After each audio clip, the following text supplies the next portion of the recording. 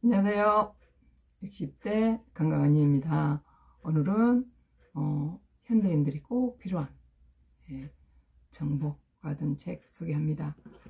책 제목은 체온 1도 올라가면 면역력은 5배 높아진다 입니다.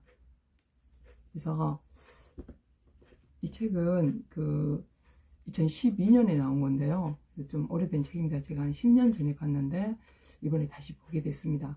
그래서 우리 요즘에 현대인들한테 꼭 필요한 그런 책이 아닌가 싶어서 제가 소개를 합니다. 그래서 저자는 이시하라 유미입니다. 의학 박사이고 또 자연의학의 명의로 일본의 전수상, 국회의원, 또 의사들을 치료하는 의사로도 유명합니다. 저서로는 내 몸 살리는 하루 단식, 또 병이 달아나는 신건강법 등 다수가 있는데요. 이 책에서 그 저자는 체온과 면역력의 강도를 다루고 있습니다. 그래서 체온이 1도 떨어지면 면역력은 30%나 약해지고, 또 체온이 반대로 1도 올라가면 우리 면역력이 5배가 강해진다는 겁니다. 그래서 자신의 체온을 아는 것이 건강관리의 첫 걸음이다, 이렇게 저자께서는 말씀을 하세요. 그래서 이 책은 목차가 총 6장으로 되어 있습니다. 그래서 1장은 몸을 따뜻하게 하면 병이 낫는다입니다. 그럼 반대로 몸을 차게 하면 병이 걸린다입니다. 그렇죠? 그래서 우리가 어릴 때는 암이나 고혈압이나 당뇨 이런 말 들어본 적이 없죠. 그죠? 근데 요즘에는 의학은 발달하고 있는데 왜 이렇게 병은 더 늘어날까? 그것은 다름이 아닌 최근 50년 동안 우리 사람들이 체온이 1도가량 떨어졌답니다. 그래서 면역력이 약해져 있어서 질병이 잘 걸릴 수밖에 없는 체질로 바뀌어져 있다는 거예요. 그렇기 때문에 우리는 체온을 올리고 이제 체온에 대해서 관심을 가져야 됩니다. 그래서 우리 현대인들이 가장 걱정하는 암이나 고혈압, 당뇨 이런 만성적인 질병은 그 원인이 다른 게 아니라 저체온증, 우리 체온이 내려가서 생기는 원인이 그게 있다는 겁니다. 체온 저하와 우리 몸의 상태의 변화, 우리 몸이 체온이 떨어지면은 우리 몸에는 어떤 일이 일어나고 있는가에 대한 얘기입니다. 그래서 36.5도가 됐을 때는 우리 건강한 사람들 체질입니다. 근데 1.1도가 내려가서 35.5도가 됐을 때는 우리 몸에서는 배설 기능의 장애나 알레르기가 생긴답니다. 그 다음에 세 번째, 35도가 됐다. 그러면 암세포가 활성화가 된답니다. 그 다음에 34도가 됐다. 그러면 물에 빠졌을 경우 생존율이 50%밖에 안 된답니다. 그 다음에 30도가 됐다. 그러면 의식불명 상태가 된답니다. 그래서 이렇게 체온 저하는 우리 몸에 직접적인 영향을 준다는 사실입니다. 그러면 왜 체온이 떨어지느냐?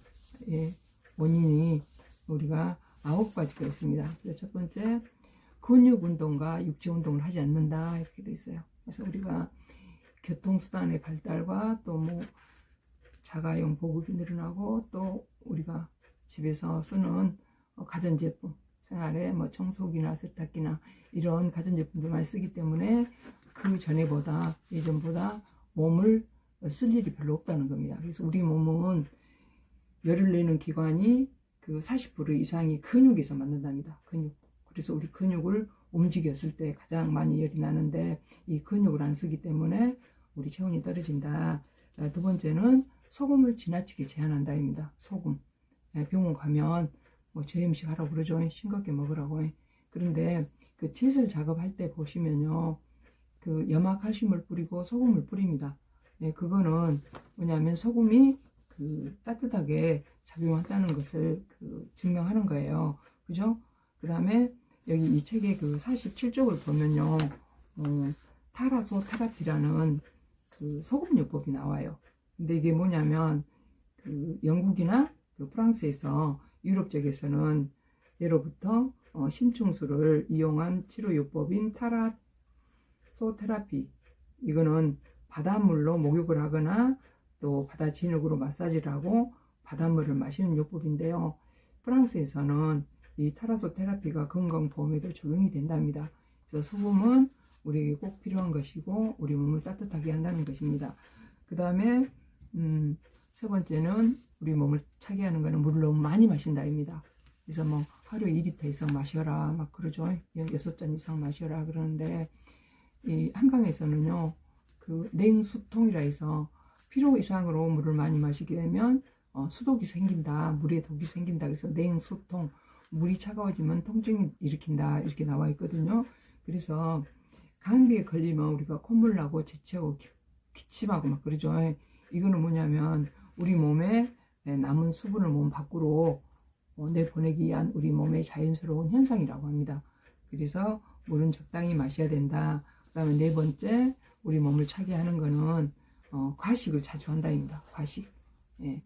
과식은 우리 몸을 차게 하고 소식은 우리 몸을 따뜻하게 한다입니다. 그래서 소식을 보면요, 이게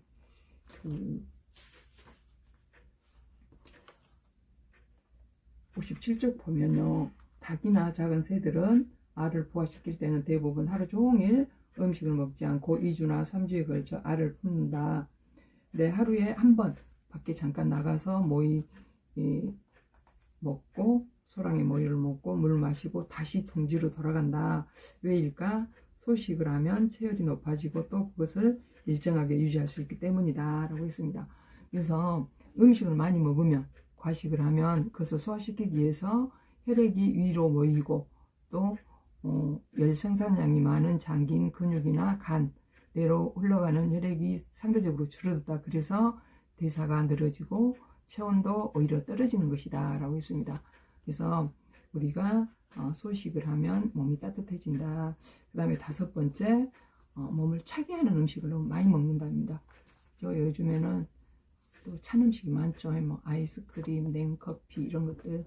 거기다가 음식 자체적으로 따뜻한 음식이 있고 찬 음식이 있어요.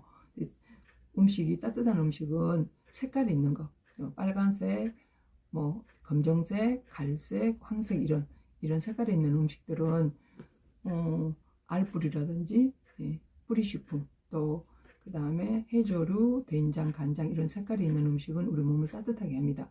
근데 반대로 청백록 푸른색 잎채소라든지 뭐 우유나 또 녹차나 이런 색깔을 가지고 있는 음성식품이라고 그러죠. 이런 식품은 우리 몸을 차게 합니다. 그래서 될 수 있으면 따뜻한 음식을 먹어서 우리 몸을 따뜻하게 하자입니다. 그 다음에 여섯 번째는 스트레스가 면역력을 떨어뜨리고 또 거기다가 체온까지 떨어뜨린다는 겁니다. 그래서 스트레스는요 우리가 생각한 것보다 훨씬 더 무서운 병이다 이렇게 나와 있습니다. 그래서 여기 69쪽 보면요, 스트레스로 림프구가 감소하면 바이러스나 알레르기, 암에 대한 면역력이 떨어져 각종 질병을 일으키는 원인이 되기 때문이다 이렇게 나와 있습니다. 그 다음에 우리 몸을 차게 하는 거는 해열제, 진통제가 몸을 차게 한다 라고 했습니다. 그래서 우리는 무심코 먹는 진통제가 일시적으로는 통증을 없애지만 몸을 차게 해서 더욱 큰 통증의 원인이 된다라고 했습니다. 그래서 혈 진통제뿐 아니라 또 항암제, 화학약품, 또 식품 첨가물, 보존료, 또 잔류 농약 이러한 모든 이 화학 물질들은 우리 몸에 필요 없는 건데 사실은요 이게 들어오면은 몸은 반드시 차게 하는 작용을 한다 그랬습니다. 왜냐하면 혈관을 수축시키고 혈류를 악화시켜 몸을 차게 만드는 것이다 라고 했습니다. 그래서 그 다음에 아홉 번째 우리 몸을 차게 하는 것은 겨울보다 여름에 감기가 더 걸린다 이렇게 나와 있어요. 무슨 말이냐면 에어컨 시설이 너무 잘 돼 있죠. 요즘에는 다 집에까지요. 사무실을 마찬가지 뭐 어디를 가나 빵빵하게 에어컨이 잘 되어 있습니다. 근데 여름에는 우리 몸이 여름에는 더웠기 때문에 이런 세포들이 땅구멍이 열려 있답니다. 그런데 그 열려 있는 구멍으로 찬 그 냉기가 에어컨 바람이 들어가면 어째요? 통증, 냉방병 이런 게 생기죠. 그래서 겨울보다 여름에 더 감기 환자가 많고 또 냉증이나 생리통, 생리불순 이런 걸로 병원 찾는 일이 더 많다는 겁니다. 그래서 그 9가지 우리 몸을 차게 하는 요인 9가지 말씀드렸는데요. 우리가 이제 체온을 높이려면 이 반대로 하면 되겠죠. 이 체온 9가지 중에 제가 한 번 더 말씀을 드리면 근육 운동과 육체 운동을 하지 않는다. 그래서 우리가 어떤 방법이라든지 몸을 움직여서 땀을 빼면 평균 체온보다 1도만 올라가도 면역력은 5배가 강해진다고 합니다.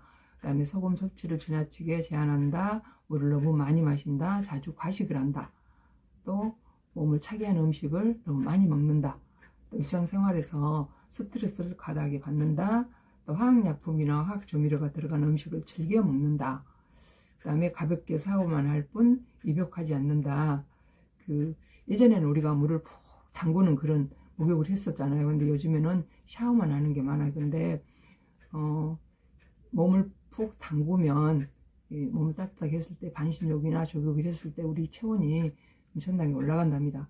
그래서 여름에도 한여름에도 일주일에 한 번 정도는 따뜻한 물에 몸을 푹 담그면 그동안에 쌓였던 냉기가 사라진답니다. 그래서 우리 특히나 나이 드신 60대 70대 우리 언니 오빠들은 이렇게 하셔가지고 내가 할 수 있는 쉬운 방법, 손쉬운 방법으로 우리가 체온을 올릴 수 있는 방법입니다.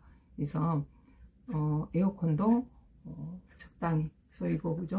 그래서 우리 체온을 올리는 게 건강의 첫 걸음이다라고 했습니다. 왜 그러느냐? 아까 제가 체온 저하와 몸 상태 변화에서 35도가 되면은 암세포가 활성화가 된다 했어요. 예. 그래서 우리는 어떤 방법을 쓰든 몸을 움직이든 일을 하든 뭐 운동을 하든 목욕을 하든 내 몸을 35도 이상을 만들어야 됩니다. 왜냐하면 그렇지 않으면 암으로부터 자유로울 수가 없습니다. 그죠? 그래서 1장하고 2장은 제가 이렇게 해서 1부에 마무리를 하고요. 3장, 4장 또 이건 실천편입니다. 그래서 우리 몸이 따뜻해지는 건강법, 또 우리 몸이 체온이 떨어지면 생기는 병은 어떤 것들이 있는가, 그 다음에 어떻게 할 것인가, 그죠? 또 땀을 많이 흘리면 저체온증을 의심하라 등 있습니다. 그래서 2부에서는 3부 3장 4장을 제가 하겠습니다. 그래서 도움이 되셨다면 구독, 좋아요 부탁드리고요. 2부에서 뵙겠습니다. 감사합니다.